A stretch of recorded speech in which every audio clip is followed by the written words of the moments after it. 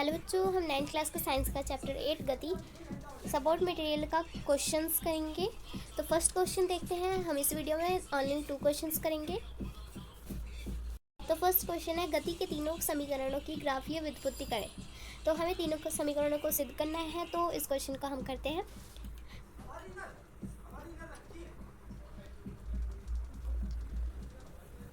तो पहला समीकरण है v is to U plus A T. तो पहले इसमें हम एक ग्राफ बनाएंगे और यहाँ पर दे देंगे नंबरिंग। ये है u, ये है v और ये है t। ये वेग, समय और ये प्रारंभिक वेग है और ये अंतिम वेग है। तो हम पहले त्वरण के इसे हम त्वरण के रूप में लिख सकते हैं।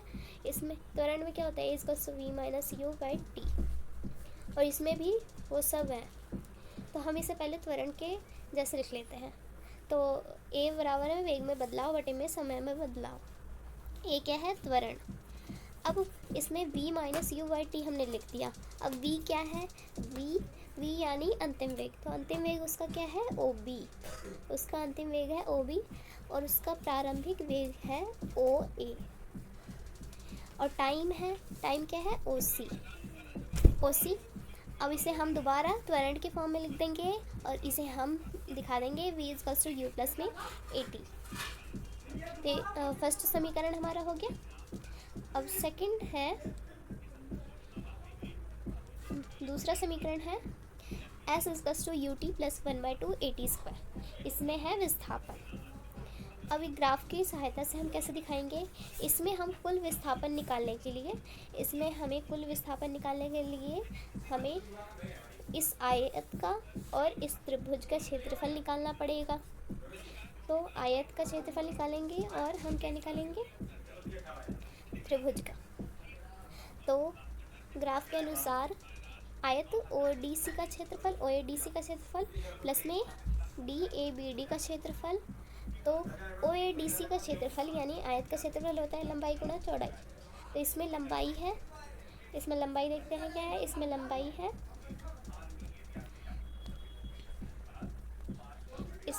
है OA और इसमें चौड़ाई है AD। अब लंबाई CD भी ले सकते हैं और चौड़ाई OC भी ले सकते हैं। ये दोनों बराबर है, ये दोनों बराबर है। तो हमने लिया है OA और OD। तो OA इंटू OD अब प्लस में 1/2। अब त्रिभुज का क्षेत्रफल होता है आधार गुणा ऊंचाई। तो ये एक त्रिभुज बन रहा है, यहाँ पर एक त्रिभुज बन रहा है। तो 1/2 आधार है इसमें AD और ऊंचाई है इसकी BD। और इसे हम प्लस करेंगे किससे, आयत के क्षेत्रफल से। तो इसमें हमने आयत OADC का क्षेत्रफल प्लस में DABD का क्षेत्रफल प्लस कर दिया। तो आयत का क्षेत्रफल OA इंटू AD और त्रिभुज का क्षेत्रफल होता है 1/2 आधार गुणा ऊंचाई। तो हमने 1/2 आधार था AD और ऊंचाई थी BD कर दिया। अब OA क्या है, उसमें OA देखते हैं। तो OA है इसमें OA। तो OA क्या है, U के बराबर हमने लिख दिया U, यहाँ पर OA की जगह लिख दिया U। अब AD देखते हैं क्या है, AD है इसमें AD, ये रहा, ये T के बराबर है। तो AD लिख दिया हमने T। अब इसमें 1/2 का 1/2 लिख दिया हमने। अब AD हमने अभी पता करा था T है। और BD देखते हैं क्या है, BD तो BD हमें नहीं पता कि क्या है। ये BC क्या है, V है और CD क्या है, U है और इसमें है टाइम। तो इसे हमें त्वरण के जैसे लिखना पड़ेगा। तो हम यहाँ पर v माइनस यू लिख दिए, यहाँ पर v माइनस यू करके आएगा हमारा BD। तो हमने यहाँ पर v माइनस यू को हमने चेंज कर दिया। हमें v माइनस यू की ज़रूरत नहीं है, हमें AT की ज़रूरत है। तो हमने v माइनस यू को हटा के AT कर दिया।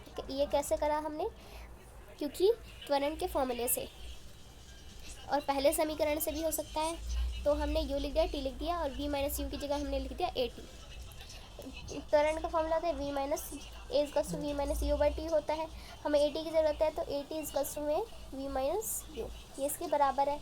तो हमने लिख दिया AT। अब u इंटू टी प्लस में 1/2 AT स्क्वायर।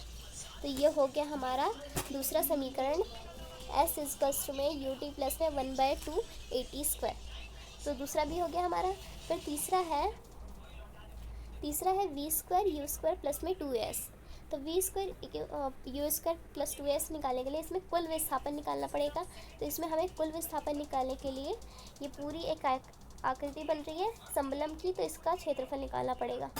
तो इसका हम क्षेत्रफल निकालेंगे तो समलंब का क्षेत्रफल होता है 1/2 जो दो समांतर भुजाओं का योग बटे गुणा में ऊंचाई। तो इसमें दो समांतर भुजाएं हैं BC और OA, और ऊंचाई क्या है इसकी OC। तो इसमें हम लिख देते हैं S equals to OA plus BC 1/2 है और इंटू OC। OA और BC है इनकी समांतर भुजाएं और OC है इसकी ऊंचाई। अब OA है, इसमें OA देखते हैं OA क्या है OA। इसमें OA हमें क्या दिख रहा है U, OA है U, और इसमें BC है, BC और OC देखते हैं क्या है BC और OC। BC ये रहा, ये BC है B और OC है T। तो इसमें BC है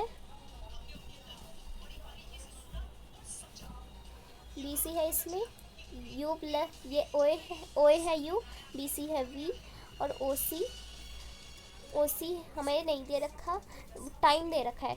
तो हमने क्या कर दिया, टाइम को हटा के हमने इसे त्वरण के फॉर्म में लिख दिया। तो अब ये इन तीनों को गुणा कर देंगे और इसे हम A प्लस B और A minus B equals to में A square minus B square के फॉर्म में लिख देंगे। तो इसका हो जाएगा V square minus U square. तो इसका अब आ गया V square equals to U square plus में 2AS। तो तीसरा समीकरण भी हमारा हो गया। अब दूसरा क्वेश्चन देखते हैं। तो दूसरा क्वेश्चन है एक समान वृत्तीय गति की विवेचना करें और इसके दो उदाहरण लिखें। तो हमें एक समान वृत्तीय गति के बारे में बताना है। तो एक समान वृत्तीय गति, यदि कोई वस्तु वृत्तीय पथ में एक समान गति से विचरण करती है तो उसे हम एक समान वृत्तीय गति कहते हैं। एक समान वृत्तीय गति में चाल में कोई बदलाव नहीं होता, लेकिन परंतु वेग में लगातार बदलाव होता है, क्योंकि हर एक बिंदु पर वेग की दिशा बदल रही है।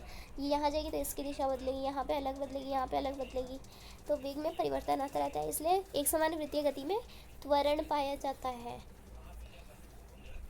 तो ये हो गया। हम इसके उदाहरण बता सकते हैं। चलता हुआ पंखा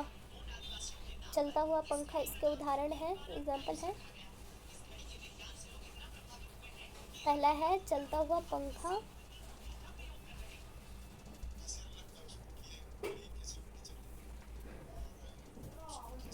दूसरा है पृथ्वी सूर्य के चारों ओर जो चक्कर लगाती है।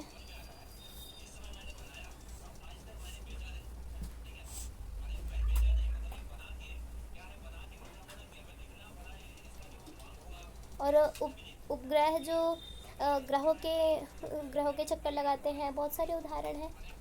तो ये हमारा क्वेश्चन हो गया दोनों कंप्लीट। तो एक बार दोबारा से कर लेते हैं। तो पहले समीकरण में हमें पहले क्वेश्चन में हमें तीनों समीकरण बताने थे, तो हमने तीनों समीकरण बता दिए। और एक समान वृत्तीय गति किसे कहते हैं, इसे हमने समझ लिया कि एक समान वृत्तीय गति उसे कहते हैं जब समान गति से पथ पर समान गति से विचरण करती है, उसे एक समान वृत्तीय कहते हैं। और इसमें चाल में परिवर्तन नहीं होता, कोई बदलाव नहीं होता, लेकिन वेग में लगातार बदलाव होता है, क्योंकि हर एक बिंदु पर उसकी दिशा बदलती है। यहाँ पर बदलेगी, यहाँ पर बदलेगी, यहाँ पर बदलेगी। इसलिए एक समान वृत्तीय गति में ये पाया जाता है। और इसके उदाहरण भी हमने बता दिए। तो इसका उदाहरण है पहला चलता हुआ पंखा, दूसरा पृथ्वी सूर्य के चारों चक्कर लगाती है जो, और सारे उपग्रह जो चक्कर लगाते हैं ग्रहों के चारों ओर। तो ये हो गए इसके उदाहरण। तो दोनों क्वेश्चन हो गए हमारे कंप्लीट।